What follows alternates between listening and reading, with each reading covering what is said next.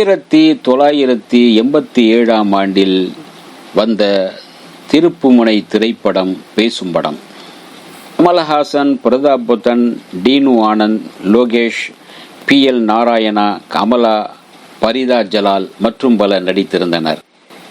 வைத்தியநாதன் இசையமைக்க ஒளிப்பதிவு PC கௌரி சங்கர் செய்தார். கதை, தயாரிப்பு, இயக்கம் சிங்கீதம் சீனிவாசராவ், கமலஹாசனின் ஆஸ்தான இயக்குனர். அதாவது கமலஹாசனை புரிந்து கொண்டு அவர் சொல்வது போல் கேட்கின்ற ஒரே இயக்குனர் அவர்தான். ஊமை படங்களுக்கு விஞ்ஞானிகள் பேச கற்றுக் கொடுத்த பிறகு உலகில் உள்ள அனைத்து மொழிகளிலும் சினிமா பேச ஆரம்பித்தது. ஆயினும் தொடர்ந்து பேசா படங்களையே உருவாக்கி சாதனை புரிந்தவர் திரை உலகின் சக்கரவர்த்தி சார்லி சாப்ளின்.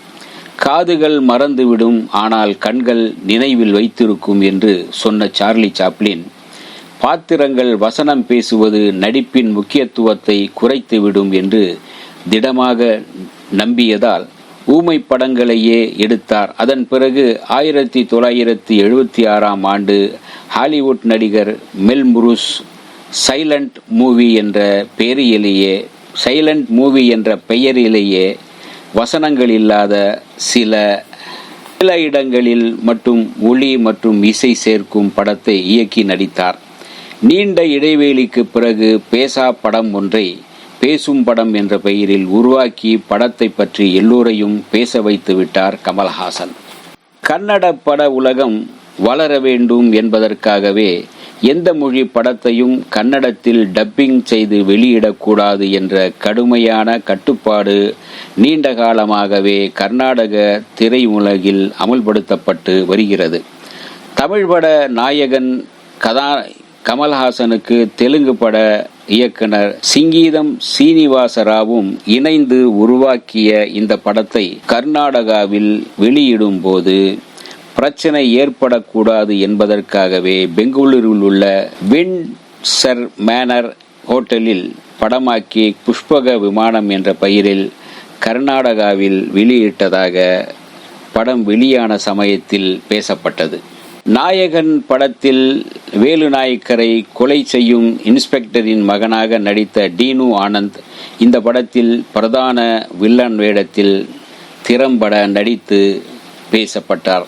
வசனம் இல்லாத காரணத்தால் சின்ன சின்ன மாற்றங்களுடன் இந்தியாவின் முக்கிய மாநிலங்கள் அனைத்திலும் இந்த படம் வெளியிடப்பட்டு வெற்றிகரமாக ஓடியது. இயக்குனர் சிங்கீதம் சீனிவாசராவ் தன் நண்பர் ஸ்ரீகர் நாகராஜுடன் இணைந்து இந்த படத்தை தயாரித்திருந்தார். சென்னையில் இந்த படத்தின் விநியோக உரிமையை பெற்று வெளியிட்டவர் நடிகர் ஜெயம் ரவியின் தந்தை எடிட்டர் மோகன்தான் இந்த திரைப்படத்தை சென்னை உரிமை பெற்று வெளியிட்டார்.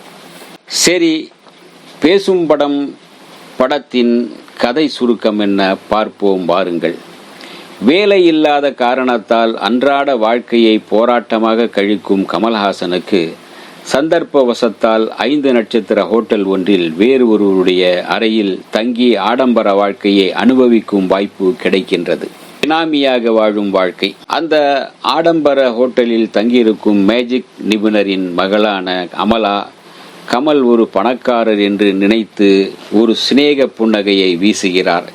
இதைத் தொடர்ந்து கமலும் அமலாவின் கவனத்தை ஈர்த்து அவரது அன்பை பெற முயற்சிக்கின்றார். பணக்காரரை கொல்வதற்காக அவரது தம்பியால் அமர்த்தப்படும் கொலையாளி டீனு ஆனந்த் கமல்ஹாசன் தன் கொலை செய்யப்பட வேண்டிய நபர் என்று தவறாக நினைத்து அதற்கான முயற்சிகளில் ஈடுபடுகிறார். ஆனால் அந்த முயற்சிகள் அனைத்தும் தோல்வியில் முடிகின்றன. கொலையாளியின் இலக்கு தான் அல்ல, பணக்காரர் தான் என்பதை புரிந்து கொள்ளும் கமல்ஹாசன் இந்த உண்மையை பணக்காரரிடம் சொல்லி அவரை காப்பாற்றுவதுடன் அவரது மனைவியையும் காப்பாற்ற உதவுகிறார்.